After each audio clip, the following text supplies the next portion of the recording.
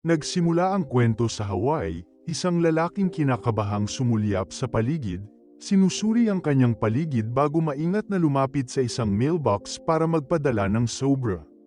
Ngunit nang sandaling tumapak siya sa kalye, isang asul na van ang bumangga sa kanya. Lumipat ang eksena sa isang opisyal ng Marine na nagngangalang James, na sinasanay ang kanyang mga kadet na pigilin ang kanilang hininga sa ilalim ng tubig. Ngunit isa-isa, bawat kadet ay sumuko. Sa mga surface, galit na galit si James sa kanilang pagganap. Doon siya nakatanggap ng tawag mula sa pulisya. Ipinakita sa kanya ang bangkay ng patay na lalaki. Idineklara ng pulisya na ito ay isang hit and run. Umuwi si James at nagsimulang magluto ng hapunan. Casual niyang sinabi sa kanyang asawa na sa wakas ay nagawa ni Walter na mapatay ang kanyang sarili. At dito natin nalaman na si Walter ang ama ni James. Tinanong ng kanyang asawa kung tinawagan niya man lang ang kanyang kapatid sa Oklahoma. Ngunit sinabi ni James na hindi niya sinasagot ang aking mga tawag. Lumipat ang eksena sa kapatid ni James, isang detective na nagngangalang Johnny. Ang kanyang kasintahang si Valentina ay nag-iimpake ng kanyang mga gamit at iniiwan siya. Tinanong ni Johnny kung ano ang nangyayari. Mag-usap tayo, pero gumanti si Valentina. Kaya ngayon gusto mo nang makipag-usap. Sawang-sawa na siya sa kanya. Humingi ng tawad si Johnny. Tinanong ni Valentina kung alam ba niya kung ano ang araw ngayon. Kaarawan niya, at tuluyan ang nakalimutan ni Johnny. Kahit gaano pa siya magmakaawa. Ayaw pa ring manatili ni Valentina. Iniwan siya nito. Pagkatapos, nakatanggap si Johnny ng tawag mula sa asawa ni James na si Leila. Sinabi nito sa kanya na pumanaw na ang kanyang ama. At bukas na ang libing. Sana ay pumunta ka. Pero sabi ni Johnny, hindi niya nakakausap si James sa loob ng 10 taon. 20 taon na siyang hindi nakapunta sa Hawaii. Kaya ayos lang siya. Pero doon mismo sa banyo, may 2 lalaki na lumapit sa likuran niya at tinutukan ng kutsilyo ang kanyang lalamunan. Sinabi nila sa kanya na ang kanyang ama na si Walter ay nagpadala sa kanya ng isang pakete. Nasaan ito? Ipinaliwanag ni Johnny na hindi niya nakakausap si Walter. Mula noong bata pa siya. Ano man ang hinahanap nila, hindi ito ipapadala ni Walter sa kanya. Binuksan ng isa sa mga lalaki ang kanyang damit at nakita ang tattoo ng dragon sa kanyang dibdib, isang palatandaan na siya ay si Yakuza. Nagkaroon ng away sa pagitan nila. Hinarap ni Johnny ang 2 lalaki ng mag-isa at binugbog sila. Sumugod ang isa pang lalaki sa pinto, dala ang baril. Hinawakan din siya ni Johnny. Casual na humihigop ng beer si Johnny habang binubugbog ang mga ito ng walang malay. Pagkatapos, tinamba ng isa sa kanila ang dambana ng kanyang ina. Doon na nagalit si Johnny. Hinawakan niya ang kamay ng lalaki at kinadkad ito sa kadkuran ng keso. Ganito rin kalupit ang pagtatapos ng dalawa. May litrato siya ng kanyang ina. Hindi nakasama ang kanyang ama. Sa Hawaii, isinasagawa na ang libing ni Walter. Dumalo rin ang mga tauhan ng sindikato ni Yakuza at Mr. Casey Walter ay isang pribadong detective na konektado sa kanilang lahat. Tinanong ng pinsan ni James na si Yaya kung pupunta si Johnny. Sinabi ni James na hindi. Ngunit dumating si Johnny. Sa sandaling magkita sila, nagsimula silang mag-asaran at magtalo. Kinailangan silang sabihan ng pari na tumahimik. Ang gobernador, si Peter, ay isang malapit na kaibigan ng pamilya. Nagsalita siya tungkol kay Walter sa libing. Ayon sa tradisyon ng Hawaii, inilibing si Walter. Pagkatapos, nagtipon ang lahat sa bahay ni James. Ang bahay na ito ay dating pag-aari ng ina ni James. Ayon kay Johnny, hindi siya nagustuhan ni James kahit noong bata pa siya. Ngunit sinabi ni James na iniwan ni Walter ang nanay ko para sa nanay mo at sinira nito ang pamilya ko at ako ay bata pa lamang. Ngunit kahit papaano, ang mga bagay sa pagitan ng magkapatid ay pareho pa rin. Habang kumakain ng tanghalian, ipinahayag ni Johnny na hindi siya nandito para kay Walter. Nandito siya para alamin kung sino ang pumatay sa kanya. Sinabi niya kay James na pumunta ang mga Yakuza sa bahay niya kagabi at sinubukang patayin siya. Nagalit si James. Alam niyang hindi makakabalik si Johnny dito nang hindi naghahanap ng mga bagong paraan para mapatay ang sarili. Sinabi ni Johnny na hindi man lang siya humihingi ng tulong kay James. Hindi rin tumulong si James noong namatay ang nanay ni Johnny. Sinabihan ni James si Johnny na lumabas para makipag-usap. Sabi niya, 20 taon nang hindi nakikita ni Johnny si Walter at ngayon, bigla siyang nandito para hanapin ang pumatay sa kanya. Magdudulot ka lang ng gulo. Hiniling ni Johnny kay James na magtiwala sa kanya kahit minsan lang. Pero sabi ni James, hindi man lang mahanap ni Johnny ang pumatay sa sarili niyang ina. Kaya ngayon, napagdesisyonan niya na may pumatay din sa kanyang ama. Galit na galit, pumunta si Johnny sa isang bar. Lumapit sa kanya ang isang lalaki at sinabing hindi niya inakala na kahit si Johnny ay sapat na tanga para bumalik dito. Sinabi niya sa kanya na gusto siyang makita ni Mr. K. Sabi ni Johnny, hard pass. Pero may isinuksok na ang bartender sa kanyang inumin. Nawala ng malay si Johnny at nagising sa harap mismo ni Mr. K. Sinabi sa kanya ni Mr. K na matagal nang may alaala ang sindikato. At marami sa mga tauhan niya ang nasaktan ni Johnny. Gumanti si Johnny ng putok. Pinatay mo ang nanay ko. Ang tugon ni Mr. K ay baka o baka hindi. Sinabihan niya si Johnny na umalis agad sa Hawaii. Hindi magugustuhan ng kanyang mga tauhan ang kanyang presensya dito. Nilinaw niya ito, bumalik ka sa bahay kung saan ka nanggaling. Pero sabi ni Johnny, taga rito ako. Sumagot si Mr. K na hindi minarkahan ni Mr. K ang leeg ni Johnny gamit ang kanyang simbolo. Sinabi niya rito na bibigyan niya ito ng 7 araw para umalis sa lugar na ito. Pagkatapos ng 7 araw, hindi na niya ito papayagan. Nagising si Johnny sa isang dalampasigan. Samantala, nakipagkita si James sa isang detective na nagngangalang Renard. Gusto niyang makita ang ulat ng pulisya ng kanyang ama. Pero sinabi ni Renard sa kanya na, wala akong makikitang kahit ano doon. Ang lugar kung saan namatay si Walter, walang kumakausap sa mga pulis doon. May traffic camera sa pinangyarihan. Pero hindi ito gumagana. Kinuha ni James ang mga gamit ni Walter mula sa istasyon ng pulis. Kabilang sa mga ito ay isang paper slip na may nakasulat na ilang salita. Dumating si Johnny sa bahay ni Walter, ngunit may narinig siyang ibang tao sa loob. Isang binata ang naghahanap sa lugar. Nang makita niya si Johnny, tumakbo siya. Hinabol siya ni Johnny at nahuli. Ang pangalan niya ay Pika. Lumalabas na dati siyang nagtatrabaho kay Walter na gumagawa ng mga bagay tulad ng pag-hack, pagtapik sa mga email, pagtapik sa mga telepono. Tinanong ni Johnny kung ano ang huling ginawa ni Pika para sa kanya. Sinabi ni Pika na sinabihan siya ni Walter na maghanap ng trabaho sa isang kumpanya ng catering. Ngunit wala siyang ideya kung bakit.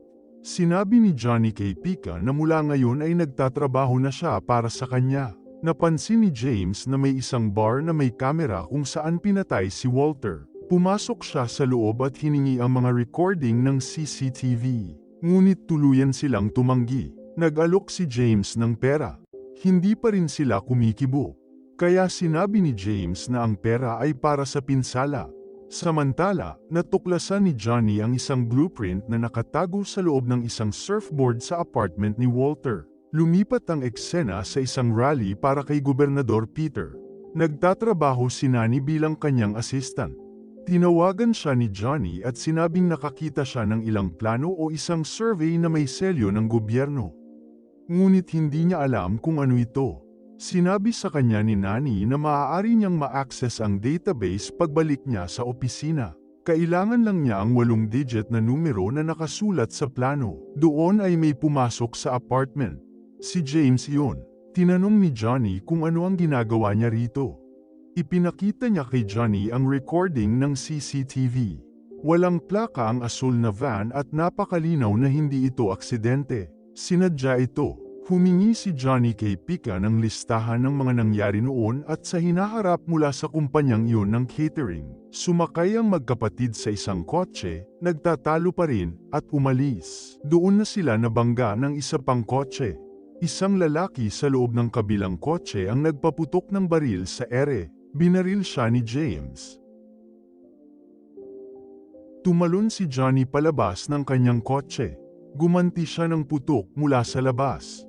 Umakyat si James sa bubong ng kanyang kotse at tumalon sa sasakyan ng salarin. Sinigawan siya ni Johnny na tumalon pababa. Pinasabog niya ang kotse ng salarin. Tumawag si Johnny sa 911 para iulat ang pag-atake. Nawala ng kontrol si James. Pinasabog mo ang kotse ko. Gumanti ng putok si Johnny, pero iniligtas ko ang buhay mo. Sinabi sa kanila ni Rennert na 4 na Yakuza hitters ang mga yon. Naging toast lang sila doon sa likod. Isiniwalat din ni Rennert na hindi pa nga pulis si Johnny ngayon. Isa siyang suspendidong opisyal. Ibinigay ni James kay Rennert ang CCTV video. Binigyan sila ni Rennert ng huling babala. Mabuti pang huwag nang mangyari muli ang ganitong bagay sa kanyang isla. Kung hindi ay hindi niya sila hahayaang makatakas ng walang kahirap-hirap. Kalaunan, ibinalita ni Nani sa magkapatid ang kanyang nalaman tungkol sa mga plano. Ang mga ito ay para sa isang ari-arian sa silangang bahagi ng isla. Ang mga ito ay kinomisyon ng kumpanya ng Robichaux. Si Marcus Robichaux ay isang malaking developer.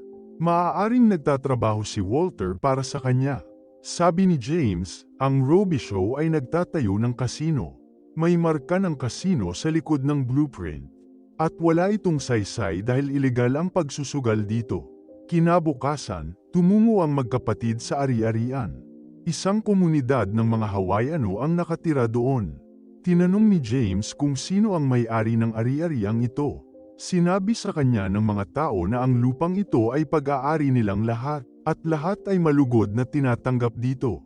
Ipinaliwanag ng isang babae na nakatira sila rito upang ipaglaban ang kanilang pag-aari. Para protektahan ang lupang ito, alam nilang may mga taong darating para kunin ito mula sa kanila, kaya naman sila ay nagbabantay. Pagkatapos ay nakatanggap ng tawag si Johnny mula kay Pika. Natagpuan ng pulisya ang isang asul na van sa dalampasigan. Ang driver ay isang mababang antas na accountant sa opisina ng gobernador. May nagtapo ng van at ng driver sa tubig upang sirain ang ebidensya. Tiningnan ni Johnny ang listahan ng lahat ng asul na van sa isla. Sinabihan niya si Pika na maghanap ng mga imported na Hayashi. Ito lang ang pangalang Hapon sa listahang yon. Lumipat ang eksena sa isang kaganapan sa bahay ni Robichaux. Naroon na si Pika, nagpapanggap na waiter. Maya-maya, dumating sina Johnny at James na nakadamit waiter din. Sinabihan sila ni Pika na lumayo sa isa't isa. Dahil kapag magkasama, mukha silang kambal na lalaki. Sinundan ni Johnny ang isang babae sa karamihan. Nagsimula siyang manligaw sa kanya. Doon niya nalaman na kilala niya si Walter. Wala siyang ideya na patay na ito. Kinuha ng babaeng ito si Walter para imbestigahan ang mga ginagawa ng kanyang asawa. At ang kanyang asawa ay walang iba kundi si Marcus Robichaux.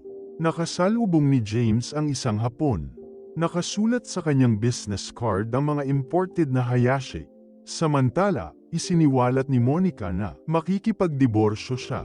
At kung walang anumang impluensya, hindi magiging maayos ang lahat para sa kanya. Balik kay James, sinabi ng Hapones na hindi tumitingin sa magkabilang direksyon ang palaka kapag tumatawid sa kalye. Si Walter ang tinutukoy niya. Lumapit ang mga tauhan ni Marcus kina Johnny at James at sinamahan sila papunta kay Marcus. Sinabi nila sa kanya ang kanilang mga anak na lalaki ni Walter. Sinabi ni Marcus na binayaran niya ng buo si Walter. Binigyan pa nga niya ito ng bonus. Tinanong ni Johnny kung sino ang kumuha kay Walter. Ipinaliwanag ni Marcus na pinaghihinalaan niya na niloloko siya ng kanyang asawa. Kaya pinasabi niya kay Walter. Nagsimulang paglaruan ni Johnny ang isang granada na nakapatong sa mesa.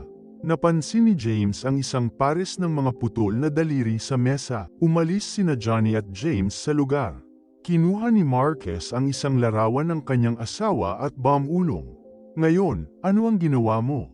Maya-maya, nakita ni Johnny na nahulog ang asawa ni Marcus mula sa isang gusali. Patay na ito. Galit na galit si Johnny. Dumiretso siya sa bahay ni Marcus at nagsimulang labanan ang kanyang mga gwardya. Ngunit mabilis siyang natalo ng mga gwardya. Hinabol nila siya at inihulog sa lupa. Sinabi ni Johnny kay Marcus na alam niyang pinatay niya ito, at pati na rin ang kanyang ama. Ngunit sinabi ni Marcus sa kanyang mga tauhan na tumawag ng pulisya. Naaresto si Johnny. Dumating si Gobernador Peter at sinabing ibinasura na ni Marcus ang mga kaso sa kanyang kahilingan. Sinabi ni Peter kay Johnny na may kadiliman sa loob ni Walter. Isang kadiliman na naging dahilan upang sirain niya ang lahat ng kabutihan sa kanyang buhay, at ang kadilimang iyon ay nananahan din kina Johnny at James. Ngunit silang dalawa ay mayroong isang bagay na hindi kailanman taglay ni Walter, isang kapatid. Sa sandaling makalabas si Johnny sa kulungan, sinugod siya ni James. Hindi mo basta-basta magagawa ang anumang gusto mo. Ang paggawa ng mga bagay na ito ay hindi makakapagbalik sa iyong ina. Sinimula ni Johnny, si James. Sa una, hinaranggan lang ni James ang kanyang mga suntok. Ngunit nang hindi tumigil si Johnny, gumanti si James. Naglaban ang magkapatid na parang magkaaway. Malakas na binugbog ni James si Johnny. Tinanong niya, ano ang problema mo? Gumanti si Johnny. Anong klaseng lalaki ang iniiwan ng kanyang nakababatang kapatid kapag kailangan niya ito? Pinalayas mo ako, pero sabi ni James, makukulong si Johnny. Papatayin siya ng sindikato. Iniligtas niya si Johnny sa pamamagitan ng pagpapalayas sa kanya. Sinubukan niya itong protektahan. Ito lang ang paraan. Sabi ni Johnny, pagkatapos mamatay ang kanyang ina, si James na lang ang natitira sa kanya. Sa laban na ito, bumubuhos ang lahat ng kanilang mga nakabaong damdamin. Humingi ng tawad si James. Sabi niya, siya raw ang nakatatandang kapatid ni Johnny at sumuko na siya rito. Kung kaya niya lang, iba ang gagawin niya. Tinanong ni James si Johnny kung bakit niya ito hinahabol ng husto. Sabi ni Johnny, hindi niya natagpuan ang lalaking pumatay sa kanyang ina. At ngayon, may pumatay sa kanyang ama. Kaya ngayon, magkasamang hahanapin ng magkapatid ang pumatay sa kanilang ama.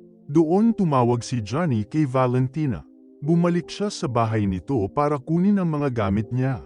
At may nakita siyang package na dumating mula sa Hawaii. Sa loob ay may thumb drive.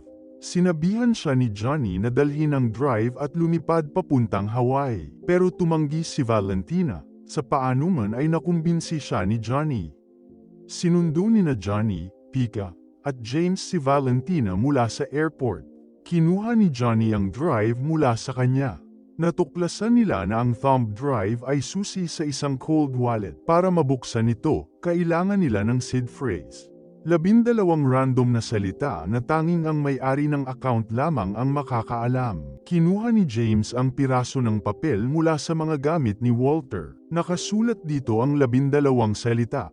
Ngunit sa sandaling yun, umalingaw-ngaw ang putok ng baril mula sa isang helicopter. Nagmadali silang tumakas. Pinaandar ni Valentina ang manibela.